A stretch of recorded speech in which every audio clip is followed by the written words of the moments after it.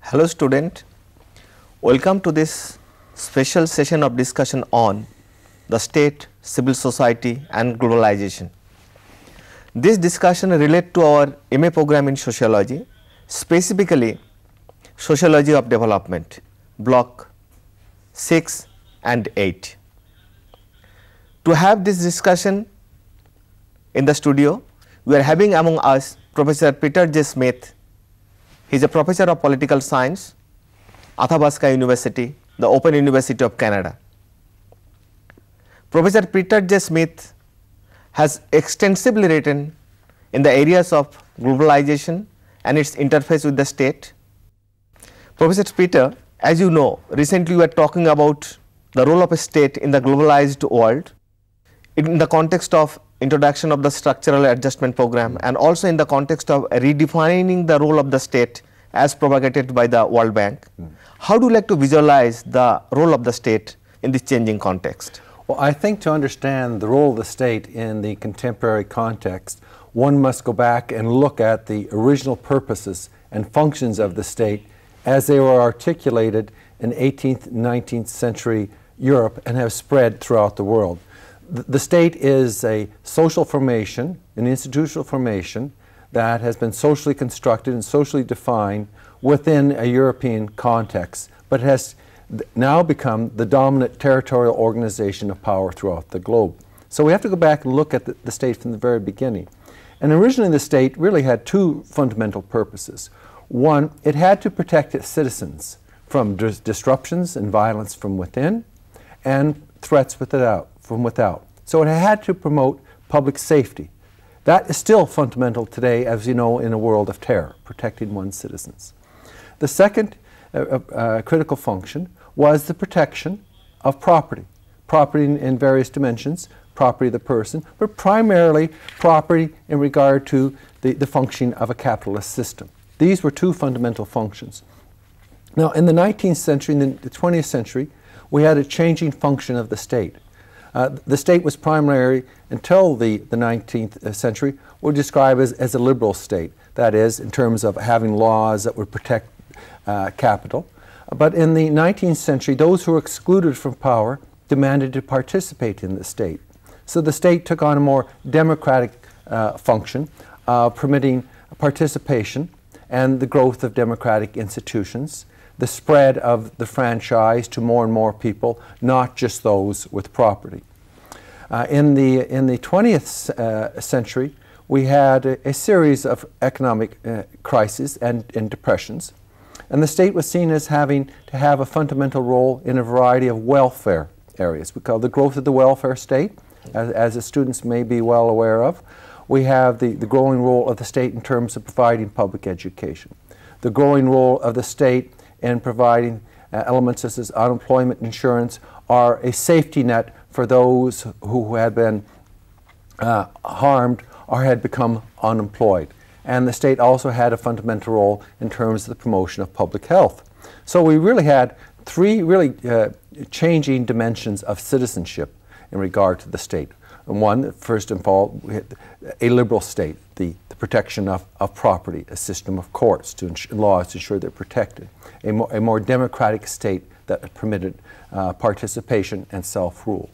And finally, we had what we might call a state in terms of social citizenship to ensure that people at least had a minimal form of livelihood so they could have put a real meaning to democratic citizenship. Now, what has happened, started happening in the late 20th century is that the capitalist system began to enter a series of crises that then had an impact on the state. The state, for most of this period, was fundamental in terms of citizenship and identity. It was a fundamental focus of politics and political activity, economic activity, and much of social activity. So we had a state-centric social, economic, and political system. In the late 20th century, in the 1980s and 1990s, there was a falling rate of profit for many capitalist firms and corporations. So they were making less. Their profits over time were falling. The state was also beginning to enter a period of crisis. the state was taking on more and more debt. The deficits were becoming larger and larger. There was more and more money being borrowed. Yeah. And the state was unable to cope. And there was growing criticism of its ability to deliver services to the public in a way that was intended.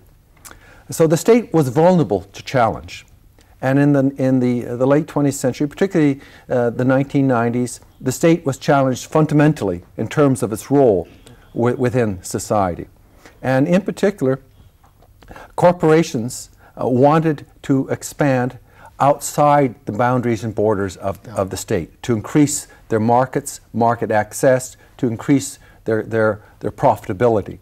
And they demanded that the state facilitate that. And they did it really in two ways. One, they wanted a set of rules so that when they operated outside the state, to ensure that their property and profits were protected. They wanted the same rules applied externally as were applied internally. So there's a change here. And the state was also was under siege or under attack because of its high deficits. And corporate capital demanded the state reduce its deficits, reduce its spending, to have cutbacks. So we had the fundamental functions of the state that we articulated earlier being challenged. The welfare state was being challenged in terms of the state providing services. There was a demand in this country in terms of structural adjustment. Okay, the government had to cut back. They had to permit capital to come in. They had to liberalize, and foreign capital had to be put on the same footing as many Indian institutions, organizations, and corporations. So there was a challenge at a variety of levels in terms of economics and politics. So what you had, in essence, was a growing capacity of the economic sector, of corporations to function outside the state. And you had a gradual, what was often described as a hollowing out of the state, as many of the functions of the state began to be privatized. Yeah. So, in this context, what is very important is that as the state is not the sole agency now, right. Because whatsoever the function you pointed about the state, right. In the process of evolution, many of the role of the state is taken care of by the market now, the corporate world, the multinational agencies. In between that, there has also emerged the civil societies in the functioning of the state. So how do you place the role of a civil society in taking away some of the role of the state, both providing security in the economic terms and in social terms? Exactly. This is a logical extension of our foregoing comments. What we have now is a change. A description of the change is as follows. We have a change from government to governance. Okay? Government really refers to the institutional capacity of the state to govern its territory. It was a primary agency to deliver services and interact with society at large. With governance, we have a change in this regard. Governance comes from the Greek word meaning to steer a society. Yeah. And no longer do we conceive of the state as being the primary agency or set of institutions that steers the society. This responsibility is being divided out. It's being parceled out to multinational corporations, and to agencies in civil society. So in essence, what we have is a fragmentation of the sovereign power of the state. On the one hand, we have it going up to the level of more global institutions, such as the World Bank, the International Monetary Fund, and the World Trade Organization. We have more power flowing down below to local levels, to equivalent of your states or provinces, and down to urban areas and down to local levels. We also have it flowing out into civil society at large. Civil society defined quite broadly. I define the economy as a sphere of civil society, but also civil society in the terms of an area where we have non-governmental organizations operating. And many of these non-governmental organizations are now taking on the role of the state in delivering services. The state, many locations throughout the world, this is a general problem, the state was seen as being ineffectual, as lacking capacity, and as being seen as corrupt. Okay? So many, in many cases in the issue of development, many donor agencies were refusing to put money through the hands of the state because most of the money was being siphoned off through corrupt officials, okay? And that money was being lost. So there was a preference, okay, for many donor agencies. There was a preference from agencies such as the World Bank, okay, to de-emphasize the role of the state in terms of delivery of public services. That's one facet of non-governmental organizations, non-profit organizations, of delivering services. Of course, as we move through the discussion, we'll discover that there's another role of non-governmental organizations, and that is to function as advocacy of civil society, act as advocates of the people, as the state has started to shrink, has started to shrivel, and it's become hollowed out, and it's really stopped, in many cases, stopped listening to the population at large, that somebody has to articulate the concerns of the people. And there are non-governmental organizations who take on this role. But most non-governmental organizations have some role as service, and they take on some role of advocacy. So it's a continuum from greater emphasis on service to greater emphasis on advocacy.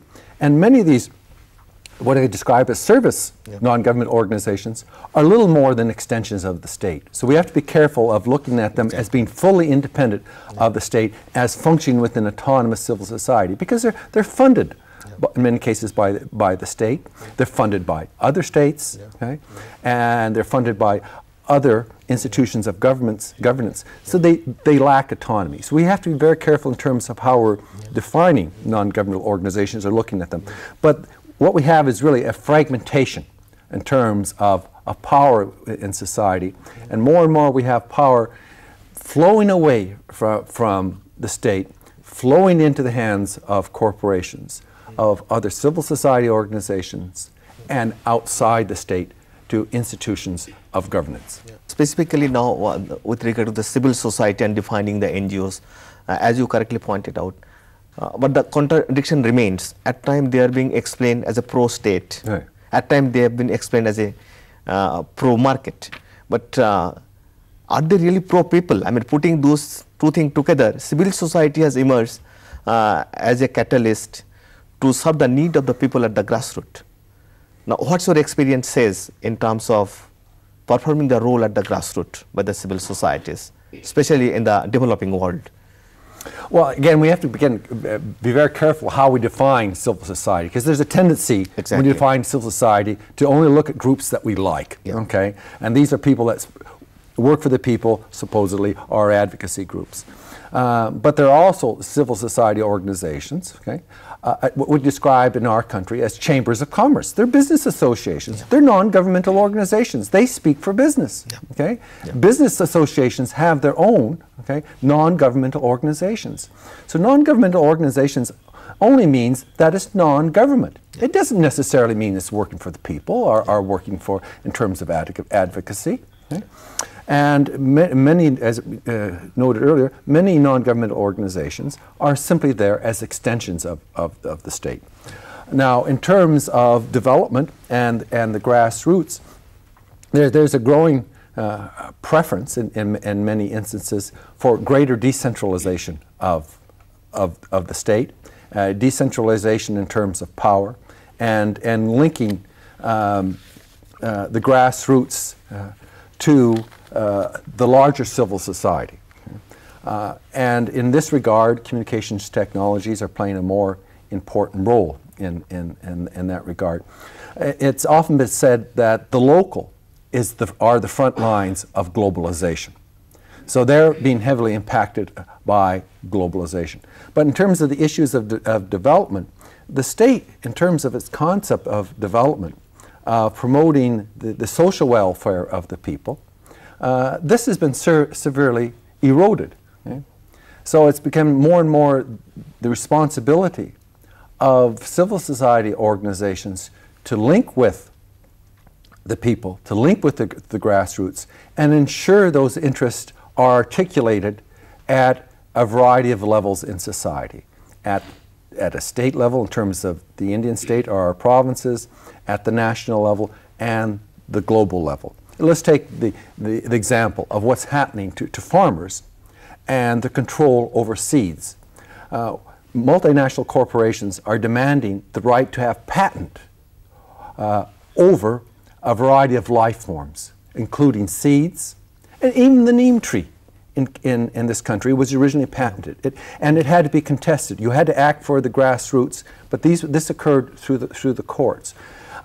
This occurred really through the activity of many civil society organizations who had extensive contacts at the grassroots level and were able to articulate the concerns. But let's go back to what's happening in terms of the farmer. Farmers are losing increasingly their control over what they plant, as being a producer of seeds, for example, to a consumer of seeds. And these seeds are being now produced and controlled by a handful of companies, maybe 8 in the world. A large one, for example, is Monsanto. And so the farmer is increasingly having to go to corporations, multinational corporations, who are having property control over the essence of life, not only in this country, but other countries. And we see this in terms of other aspects of food production. So it's impacting on the local level directly. It's causing in many areas a crisis in terms of farmers. The suicide rate of farmers throughout the world is increasing as they're being dislocated by the impacting forces of globalization. So the local level is, again, the front lines of the global, and there's a direct intersection, a direct collision, and many non-governmental organizations and civil society organizations are trying to act as the voice of the people to ensure that the larger society, the country as a whole, has some understanding of what's happening. But the problem really won't be solved necessarily, even at the level of the Indian national government or our Canadian national government.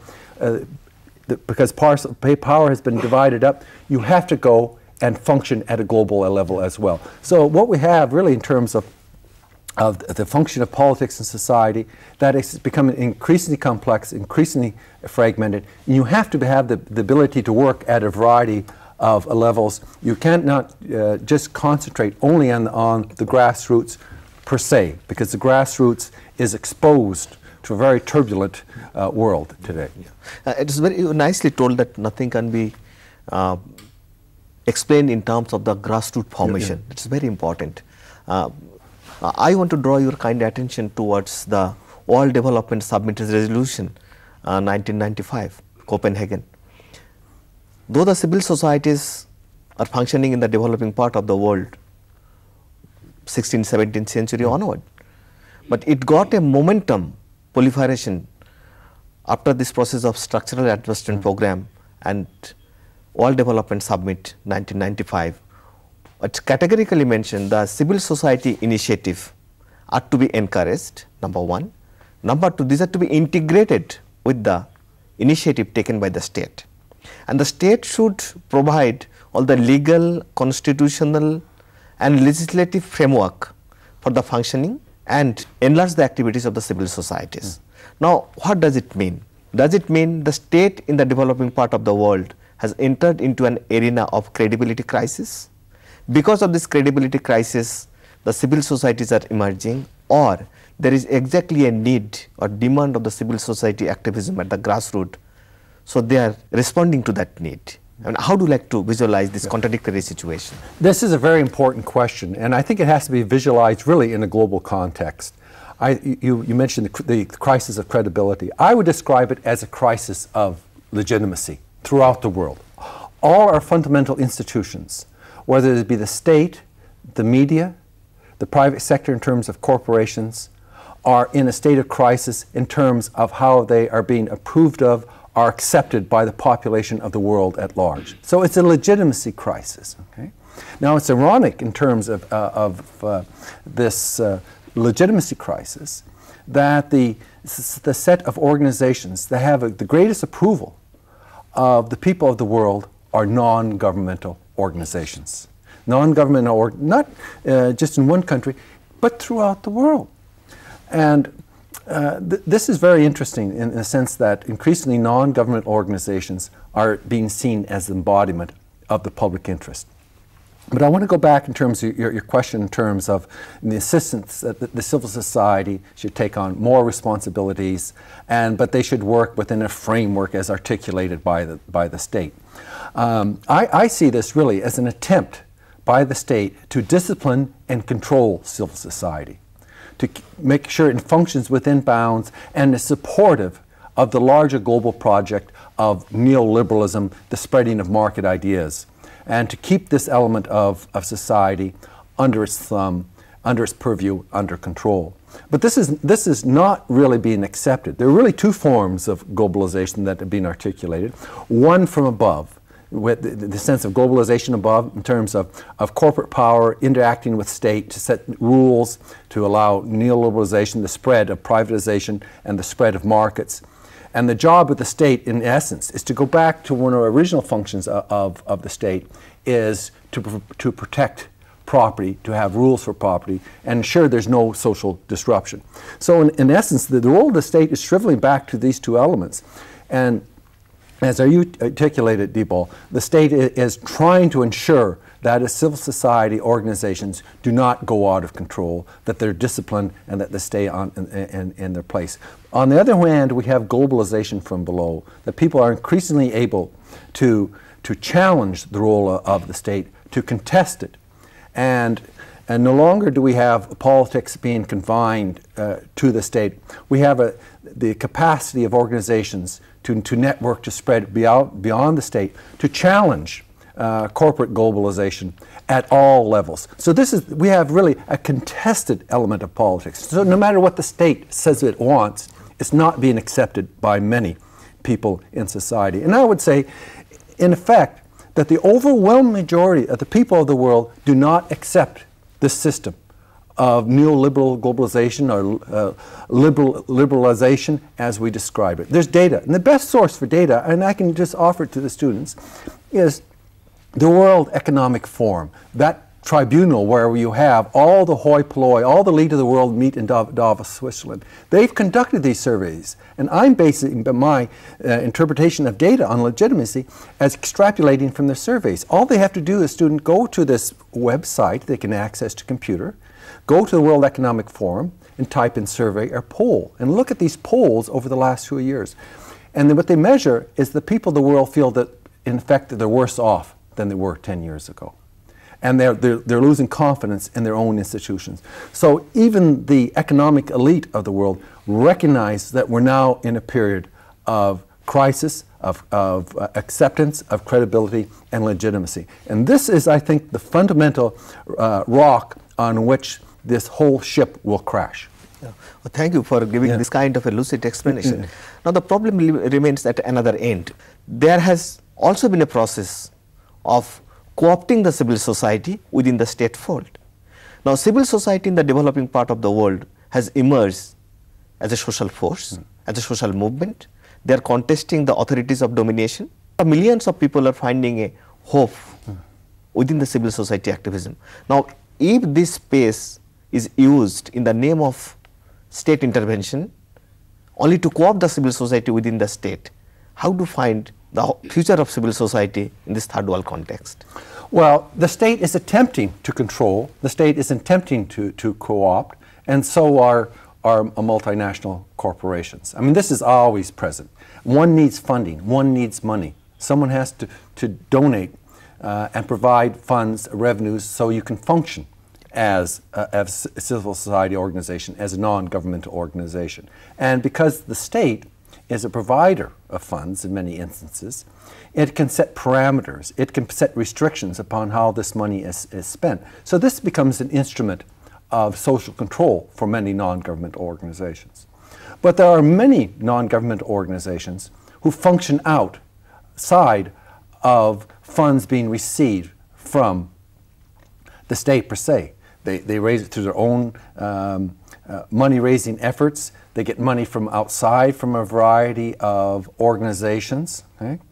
And so they do have some funds of which, and they're often very marginal organizations, but they're there. They're providing a very vital role. And if you meet people in these civil society organizations, non-government organizations, you'll see that they're very public-spirited, very public-interested, And they are aware of the elements of co-optation, and they're careful to watch out for them. So there is a degree of autonomy. So we have to be very careful in terms of the state is able to control all of civil society. It's able to control a certain degree of civil society. But India is still a free society. There's still freedom of association. There's still freedom to criticize. Governments and corporations don't provide all funding.